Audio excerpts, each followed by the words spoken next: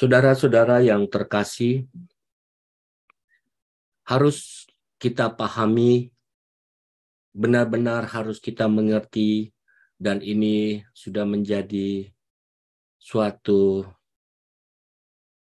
pengertian yang benar yang harus kita jalani, bahwa kekristenan yang benar adalah kesediaan untuk selalu melakukan apapun yang Tuhan kehendaki. Ya. Kekristenan yang benar atau kekristenan yang dikehendaki oleh Tuhan adalah kesediaan untuk selalu melakukan apapun yang Tuhan kehendaki. Ya. Untuk ini kita sebagai orang percaya, kita harus benar-benar mengerti akan kehendak Tuhan. Atau kita harus mengerti segala sesuatu yang Tuhan perintahkan untuk kita lakukan, saudara. Ya, karena tanpa melakukan kehendak Tuhan, maka seseorang itu tidak bisa disebut sebagai orang yang beriman. Ya. Mengerti kehendak Tuhan bukan hanya sekedar kita mengerti akan hukum-hukum Tuhan. Bukan hanya sekedar mengerti akan peraturan-peraturan dari agama. Mengerti kehendak Tuhan dalam kehidupan orang percaya, saudaraku, ya, adalah mengerti kehendak Tuhan dalam segala hal, ya, di kehidupan kita setiap saat. Jadi, dengan demikian tidak ada satupun hal yang kita pikirkan dan yang kita ucapkan dan yang kita lakukan itu di luar dari kehendak Tuhan. Tetapi ironisnya, saudara, kenyataan yang kita lihat, ada banyak orang Kristen yang sejak muda, ya, sampai tua, mereka tidak pernah mengerti apa yang Tuhan kehendaki untuk dilakukan dalam hidupnya. Ya. Sebenarnya ini suatu hal yang sangat mengerikan sekali, saudara. Ya. Ini suatu hal yang sangat mengerikan. Jangankan melakukan kehendak Tuhan dalam segala hal, setiap saat dalam hidup, dalam kesantunan saja, secara etika, mereka pun tidak melakukannya, saudara. Tetapi mereka tidak memiliki kegalauan. Sebab mereka sudah merasa sudah menjadi orang percaya. Ya, dengan mengakui status dari Tuhan Yesus sebagai Tuhan dan Juru Selamat. Nah, karena sudah mengakui dan merasa sudah memiliki kepercayaan kepada Tuhan Yesus, saudara, ya, mereka menganggap mereka sudah percaya Tuhan. Jadi dengan demikian, saudara, mereka merasa dirinya sudah selamat. Ya. Yang lebih rusak lagi, saudara, ketika gereja mensahkan bahwa mereka sudah menjadi anak-anak Allah. Wow. Hanya karena mereka memiliki suatu keyakinan di dalam pikiran mereka itu. Ya. Ini sudah rusak, saudara. Ya. Karena ya gereja sudah, ya, mensahkan mereka karena mereka mengaku percaya Yesus. Nah, saudaraku, iman yang diajarkan Alkitab di dalam Perjanjian Baru, khususnya ketika Paulus membahas mengenai iman di dalam kitab Roma, adalah iman yang harus diperagakan. Ya. Iman yang harus diperagakan. Ya. Seperti kehidupan Abraham sendiri. Ya. Abraham menunjukkan imannya dengan memperagakan, ya, imannya kepada Allah. Ya. Nah, kita bisa melihat dari tulisan Paulus di dalam Roma 4, ya, ayat 3, ayat 9, ayat 12, ayat 13, ya. Ini Paulus sudah sangat jelas ya mengenai iman Abraham yang dijabarkan oleh Paulus. Ya, saya bacakan saudara. Sebab apakah yang dikatakan nas kitab suci? Lalu percayalah Abraham kepada Tuhan, dan Tuhan memperhitungkan hal itu kepadanya sebagai kebenaran. Adakah ucapan bahagia ini hanya berlaku bagi orang yang bersunat saja, atau juga bagi orang yang tak bersunat? Sebab telah kami katakan bahwa kepada Abraham iman diperhitungkan sebagai kebenaran, dan juga menjadi bapa orang-orang bersunat, yaitu mereka yang bukan hanya bersunat, tetapi juga yang mengikuti jejak iman Abraham. Ya, bapa leluhur kita pada masa ia belum disunat, sebab bukan karena hukum Taurat, ya, telah diberikan janji kepada Abraham dan keturunannya bahwa ia akan memiliki dunia, tetapi karena kebenaran berdasarkan iman. Ini jelas sekali, saudara. Nah, ini juga yang dikutip oleh Yakobus, ya, di mana Yakobus juga menunjukkan iman Abraham sebagai pola iman yang benar. Kita lihat kutipan dari Rasul Yakobus di dalam Yakobus 2 ayat 20 sampai 22. Ya, firman Tuhan mengatakan, "Hai manusia yang bebal, maukah engkau mengakui sekarang bahwa iman tanpa perbuatan adalah iman yang kosong? Bukankah Abraham, bapa kita, dibenarkan karena perbuatan-perbuatannya? Ketika ia mempersembahkan Ishak anaknya di atas mezbah, kamu lihat bahwa iman bekerja sama dengan perbuatan-perbuatan. Dan oleh perbuatan-perbuatan itu, iman menjadi sempurna, saudara." Nah, tindakan iman Abraham ini, saudara, adalah tindakan yang menyita seluruh hidupnya. Ya, hidupnya benar-benar berubah sejak ia meresponi panggilan untuk keluar dari Ur Kasdim. Kita bisa lihat kisah ini di dalam Kejadian 12. Ya, hidupnya menjadi sangat berbeda, saudara. Berbeda dengan lingkungannya, berbeda dengan orang-orang yang lain. Ia menjadi orang asing bagi keluarganya sendiri. Ya, saudaranya, bahkan lingkungannya, masyarakat di mana Abraham menetap.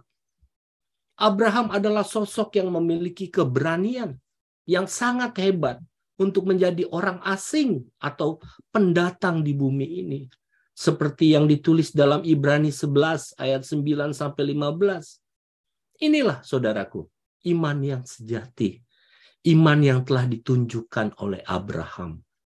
Makanya Paulus, ya, sangat jelas, gamblang, dan clear bagaimana mendeskripsikan iman yang benar melalui imannya Abraham, saudara. Ya. Jadi, saudara, iman kita harus mengacu kepada imannya Abraham.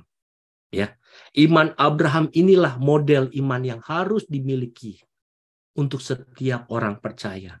Kalau Abraham harus melepaskan seluruh hidupnya untuk menyambut anugerah dari panggilan menjadi nenek moyang bagi umat pilihan, maka kita pun harus melakukan hal yang sama. Ya, kalau seseorang tidak melepaskan kehidupannya, berarti ia tidak mengerti betapa besarnya anugerah Tuhan yang Tuhan sudah berikan buat kita. Melepaskan kehidupan inilah yang dimaksudkan oleh Tuhan Yesus, bahwa kita harus rela kehilangan nyawa.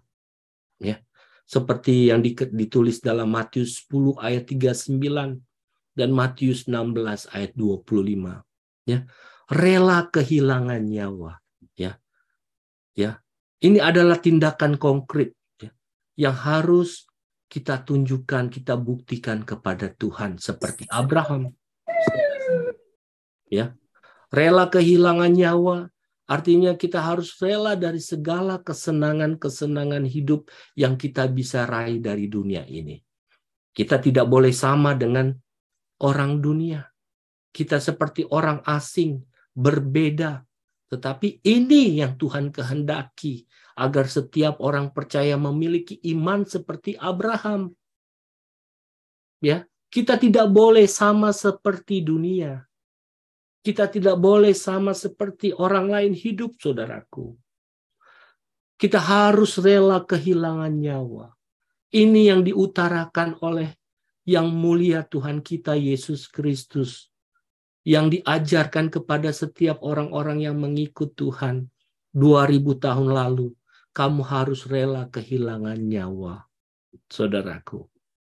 Dan ini sebagai bentuk iman yang harus secara konkret, ya, kita tunjukkan kepada Allah. Ya. Bukan hanya kepada manusia, kepada Allah. Ya. Seperti Abraham, dia menunjukkan imannya, percayanya kepada Elohim Yahweh, ya, dengan menuruti seluruh panggilan yang Tuhan berikan kepada dia. Nah, saudaraku, rela kehilangan nyawa ini adalah tindakan konkret dalam membentuk yang pertama, untuk meninggalkan pergaulan yang tidak membuat orang percaya lebih mengasihi Tuhan. Ya, ini bentuk konkret. Bagaimana kalau kita mau rela kehilangan nyawa untuk Tuhan? Kita harus meninggalkan pergaulan yang tidak membuat kita untuk lebih mengasihi Tuhan. Ini penting sekali, saudara. Sebab kalau kita masih mau hidup wajar, kita masih mau hidup seperti anak dunia, wajar, ingin memiliki kehidupan seperti pada umumnya manusia hidup, kita tidak akan pernah memiliki hati yang mengasihi Tuhan secara benar. Pasti kasih kita kepada Tuhan akan terbelah. Ya, kasih kita tidak sepenuhnya kepada Tuhan, saudaraku. Ya, kita harus berani rela kehilangan nyawa dengan meninggalkan pergaulan yang tidak membuat kita bertumbuh untuk terus mengasihi Tuhan. Ini penting sekali. Karena hati yang mengasihi Tuhan itu harus, ya, kita tumbuhkan, harus semakin kita melekat kepada Dia.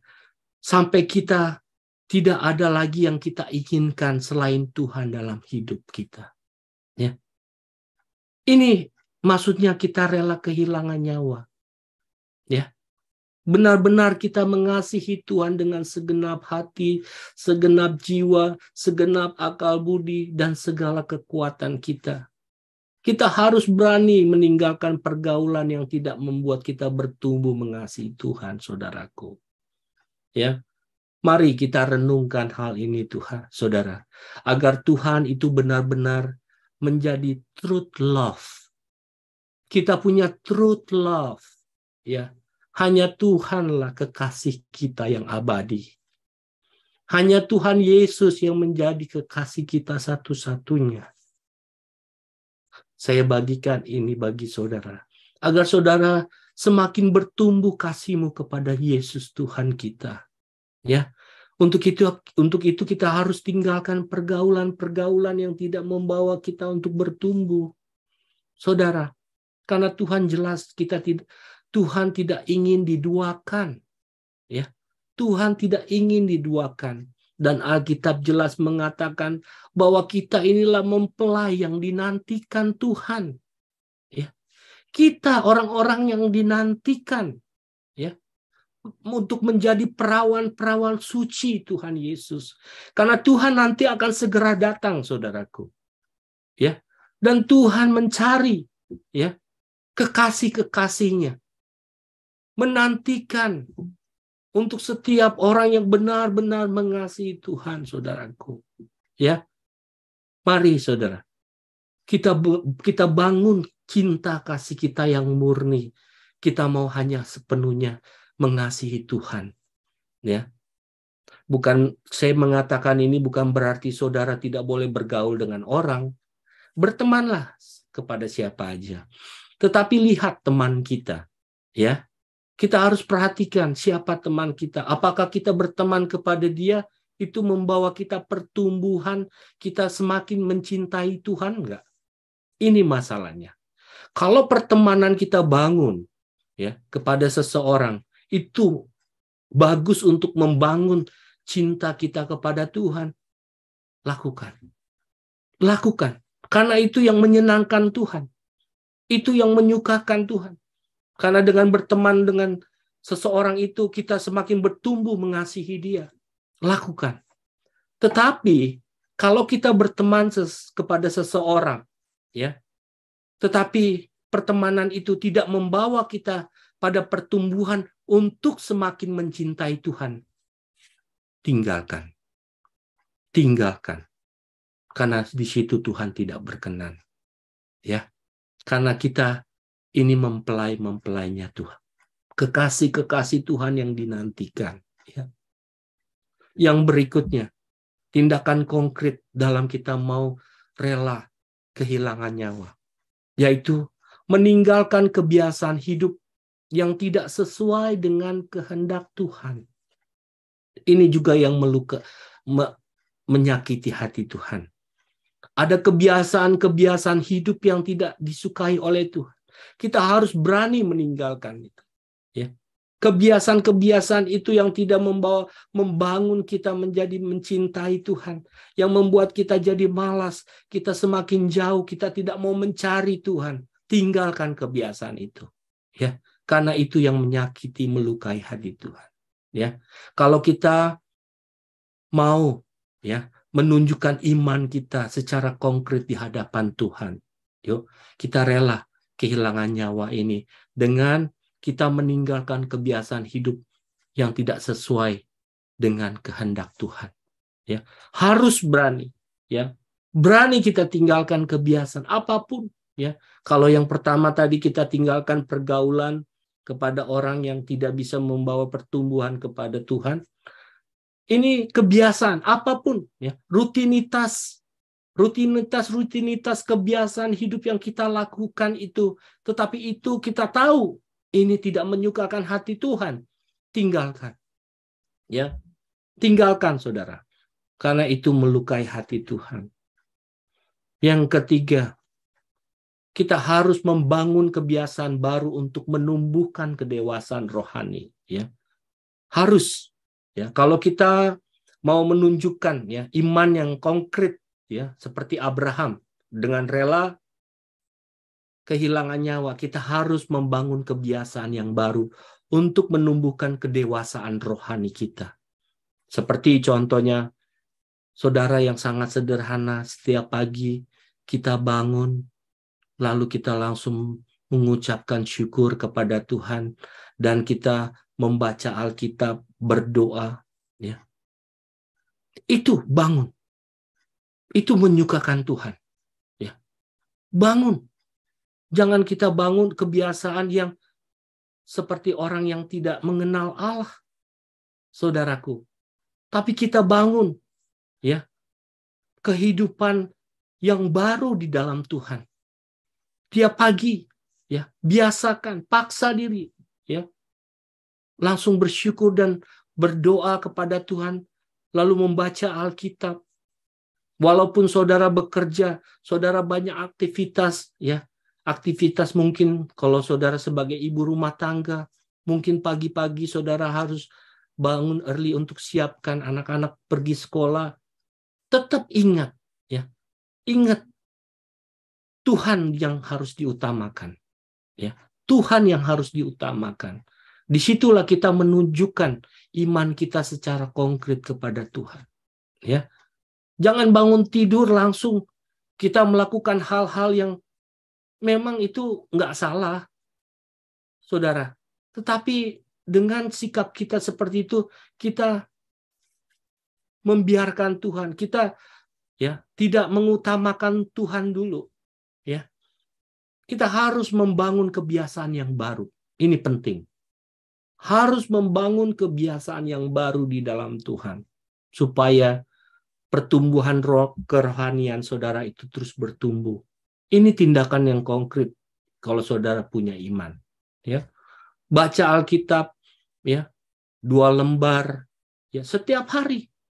Pagi-pagi bangun, langsung baca 2 lembar, besok lagi bangun, baca Alkitab, berdoa 2 lembar.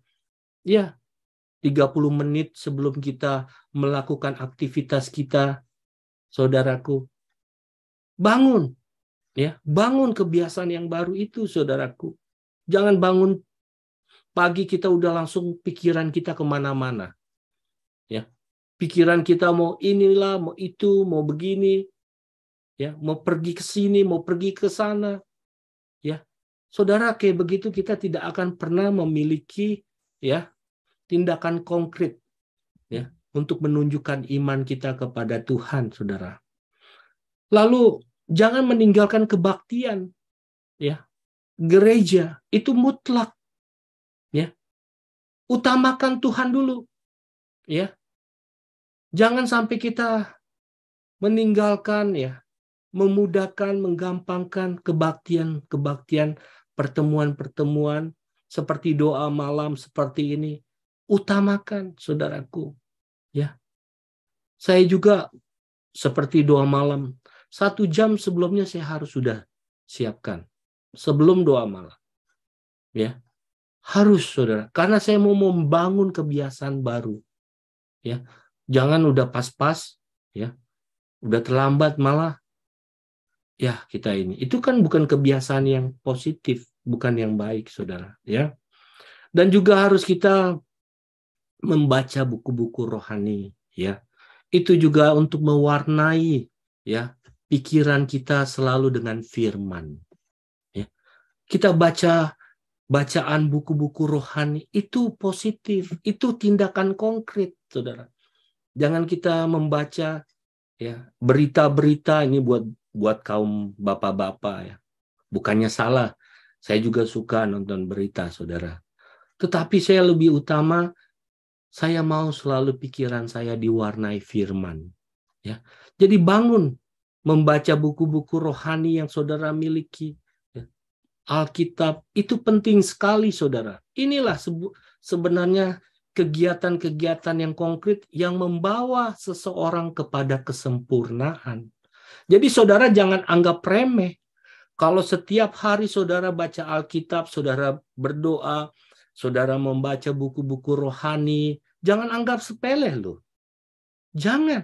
Itu kegiatan konkretmu untuk membawa dirimu sempurna di hadapan Tuhan. Bedakan orang yang tidak biasa berdoa. Nggak akan bisa sempurna. Bedakan orang yang tidak pernah baca Alkitab. Kelakuannya nggak bisa menjadi sempurna. Ya, beda, saudaraku. Kalau kita mau membangun kebiasaan yang baru di dalam Tuhan, kita itu sedang membawa diri kita kepada kesempurnaan seperti Abraham. Ya. Jadi rela kehilangan nyawa itu adalah reaksi seseorang yang mengerti betapa besar anugerah yang Tuhan berikan kepadanya. Ya. Makanya kalau orang tidak mengerti akan anugerah, apalagi kalau pengertian anugerahnya udah salah, ya sudah salah, jadi hidupnya juga salah, saudara. Ya. Seseorang yang rela kehilangan nyawa adalah orang yang bersedia. Dia meninggalkan segala kesenangan dunia untuk bertumbuh menjadi seperti Yesus. Itu sebabnya Paulus juga menyampaikan kebenaran ini kepada jemaat Filipi. Hendaklah kamu bersama hidup memiliki pikiran perasaan seperti Kristus. Ya. Ini bentuk nyata konkret kita untuk rela kehilangan nyawa, untuk memenuhi, ya, firman Tuhan yang dikatakan oleh Tuhan Yesus, kamu harus rela kehilangan nyawa, ya, supaya kamu memperoleh nyawa. Tapi kalau kita tidak rela kehilangan nyawa, kita tidak akan memperoleh hidup. Saudara, ini Tuhan Yesus ajarkan, ya, dan diikuti setiap rasul-rasul, diikuti semua bapak-bapak gereja, dan diikuti setiap orang-orang Kristen yang sejati di dalam abad mula-mula, saudara. Bagaimana iman mereka itu nyata, konkret. bahkan rela mati untuk mengikuti kehendak dan rencana Tuhan. Jadi jangan kita mengikuti gaya hidup dunia. Jangan kita mengikuti kehidupan dunia ini yang sudah buruk, sudah gelap dunia ini. Dunia itu orangnya. Ya. Kalau bumi ini tempatnya, earth. Tapi dunia itu manusia-manusianya. Ya, yang hidup hanya untuk dirinya sendiri.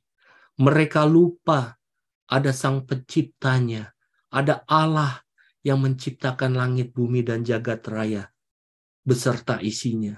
Ya, tapi kita yang telah memperoleh anugerah di dalam Tuhan Yesus, mari saya mengajak saudara-saudaraku, yuk kita mau mengikuti firman Tuhan ini.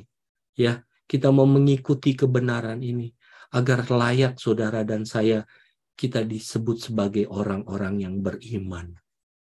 Ya. Orang-orang yang beriman.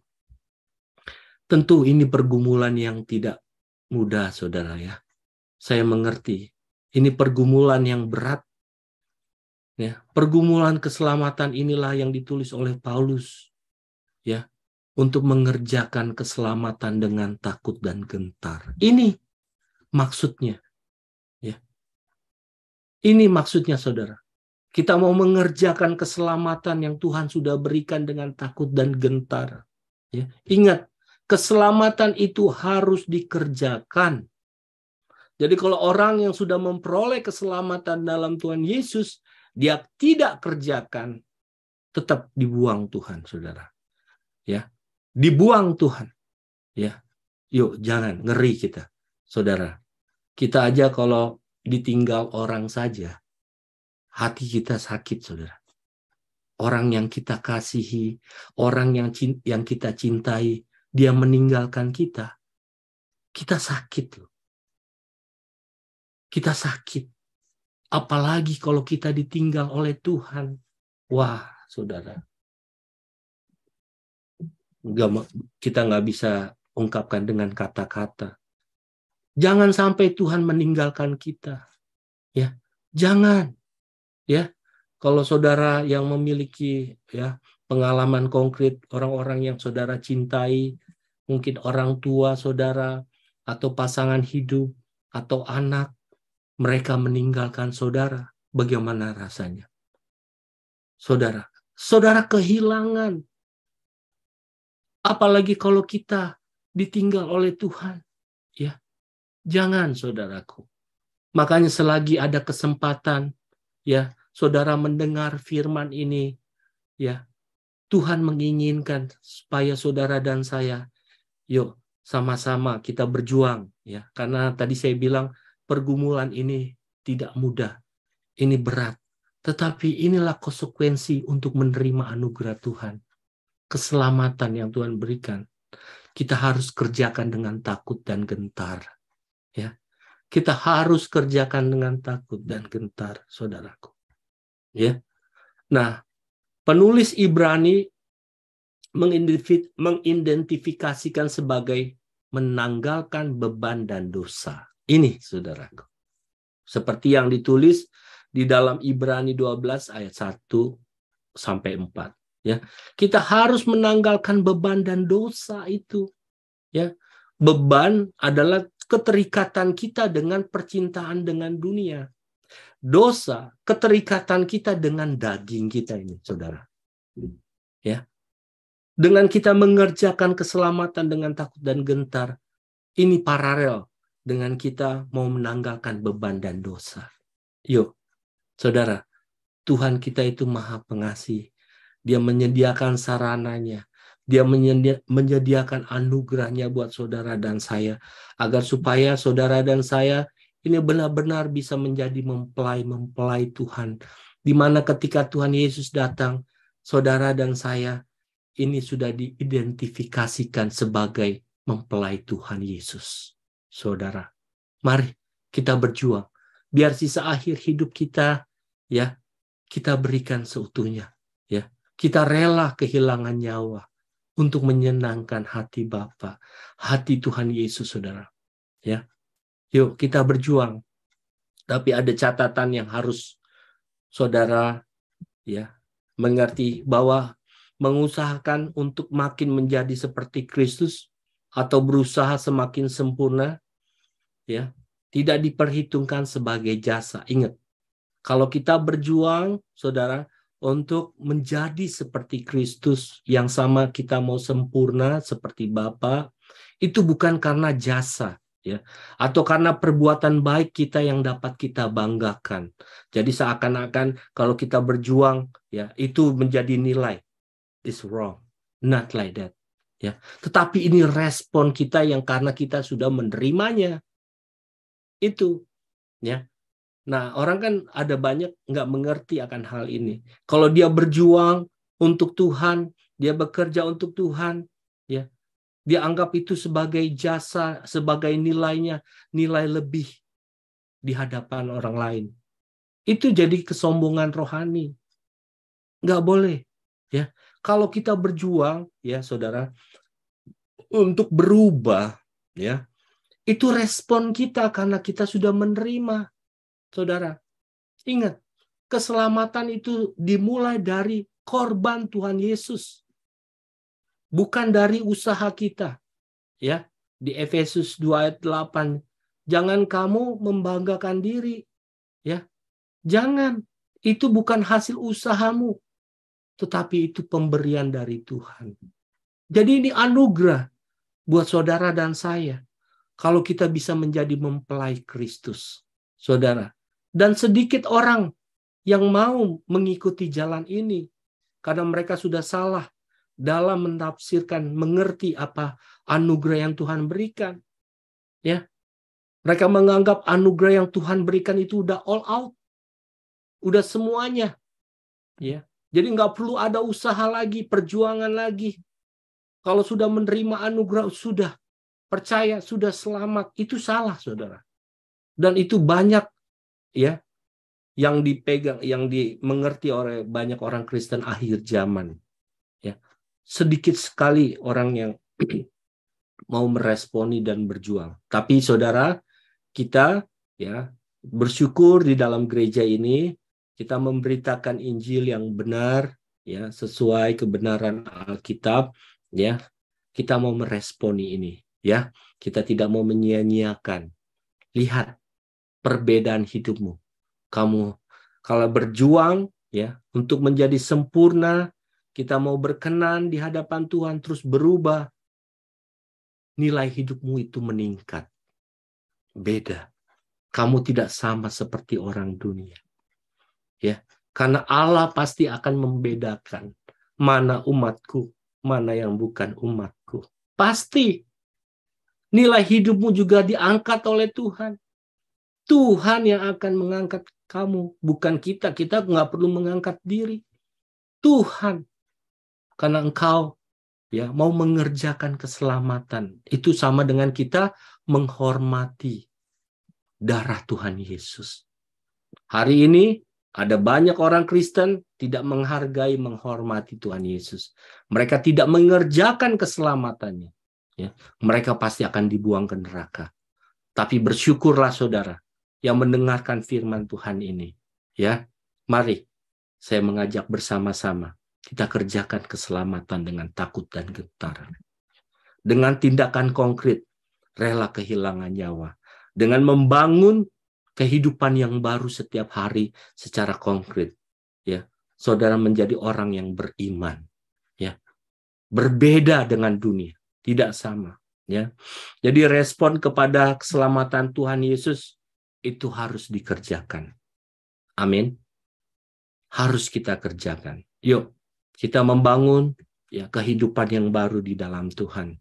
Ya, kita membangun ya kehidupan yang konkret. Ya, menunjukkan iman kita kepada Tuhan, bukan kepada manusia, saudara ya, kepada Tuhan.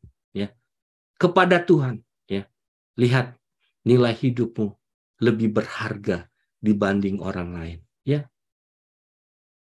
walaupun saudara kita orang biasa, saudara bukan orang terkenal, saudara mungkin ya biasa-biasa.